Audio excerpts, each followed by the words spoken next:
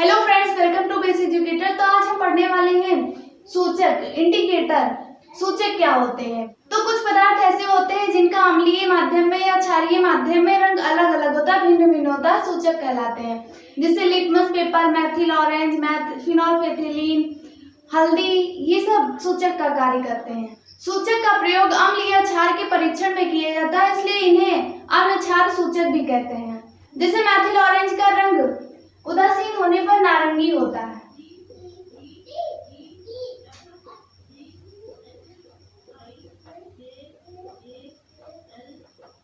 नारंगी होता है, लेकिन जब यह अम्लीय विलयन के संपर्क में आता है तो इसका रंग लाल हो जाता है।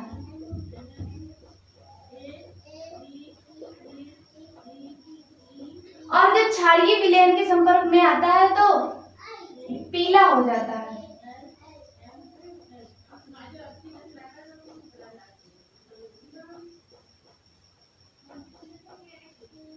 इस प्रकार यदि हमें विलयन ज्ञात करना है कि अम्लीय है या क्षारीय, तो मैथिल ऑरेंज का प्रयोग कर सकते हैं। मैथिल ऑरेंज जब विलयन अम्लीय होगा तो लाल हो जाएगा, और जब विलयन क्षारीय होगा तो वह पीला हो जाएगा।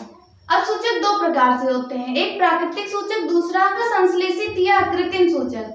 प्राकृतिक सूचक वह होते हैं जो प्राकृतिक में पाए जाते हैं और सूचक का कार्य करते हैं। प्राकृतिक सूचक होते हैं जैसे हल्दी, लिटमस और फूलों की पंखुड़ियां भी सूचक का ही कार्य करती हैं। जैसे हल्दी का रंग उदासीन होने पर यानी कि नेचुरली पीला होता है। लेकिन आपने देखा होगा, यदि हल्दी या सब्जी किसी कपड़े पर लग जाती है तो जब उसे साफ करते हैं, साबुन या सर्फ से जब साफ करते हैं तो उसका रंग लाल हो जाता है, क्योंकि जो साबुन या सर्फ होता है वह क्षारीय होता है, इसलिए उसका रंग लाल हो जाता है।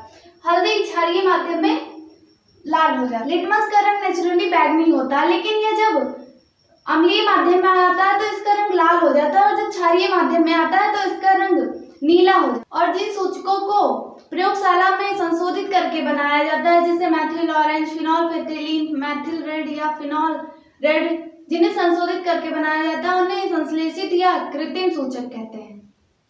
नेक्स्ट है सार्वत्रिक सूचक। ये क्या होता है? तो विभिन्न सूचकों को मिलाकर एक सूचक बनाया जाता है जो भिन्न भिन्न पीएच पर अलग अलग रंग देता है, सार्वत्रिक सूचक कहलाता है।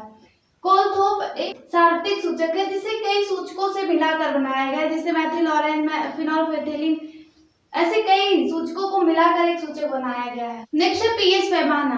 पीएच पैमाने का प्रयोग हम अम्लों तथा क्षारों की जलीय विलयन में हाइड्रोजन के आयनों की सांद्रता मापने के लिए करते हैं। पीएच पैमाने का विस्तार 0 से 14 तक होता है।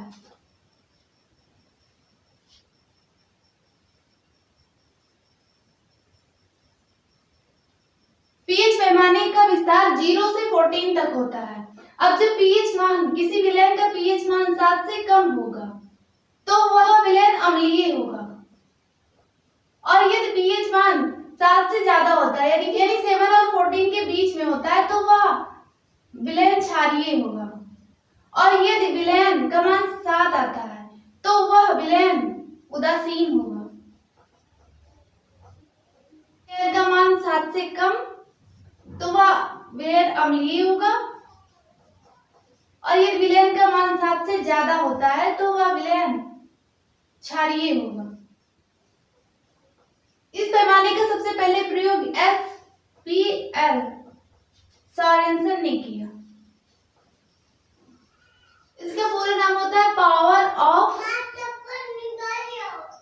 हाइड्रोजन, कि हाइड्रोजन के आयनों की शक्ति, और एक होता है POH यानी कि पावर ऑफ हाइड्रोक्सिल यानी कि हाइड्रोक्सिल आयनों की शक्ति।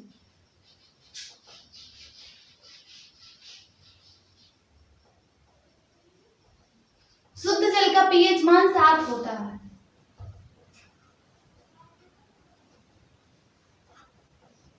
शुद्ध जल का पीएच मान 7 होता है। इस तरह क्वेश्चन पेपर में पूछे जाते हैं कि शुद्ध जल का पीएच मान बताइए, या फिर ऐसे क्वेश्चन भी पूछते हैं कि यदि किसी विलयन का पीएच मान 5 है तो यह अम्लीय है या क्षारीय है, या किसी। अब मैं आपको कुछ फॉर्मूले बताऊंगी जो पीएच मान निकालने में काम आते हैं। pH = -log ये पीएच मान निकालना है तो ये फार्मूला लगाएंगे। और ये देख हाइड्रोजन की सांद्रता निकालना है तो H plus equal to 10 whole the power pH. यदि पीएच मान दिया हुआ है और हमें हाइड्रोजन की सांद्रता निकालना है तो इस फार्मूले का प्रयोग करके हम निकाल सकते हैं। और यदि आपको पीएच मान या पीओएच का मान निकालना है तो एक फार्मूला होता है pH plus pOH equal to 14। अब आपको पीओएच का मान निकालना होगा तो pOH equal to 14 minus pH, या फिर पीएच का निकालना होगा तो वो भी इसी तरह से निकाल सकते हैं।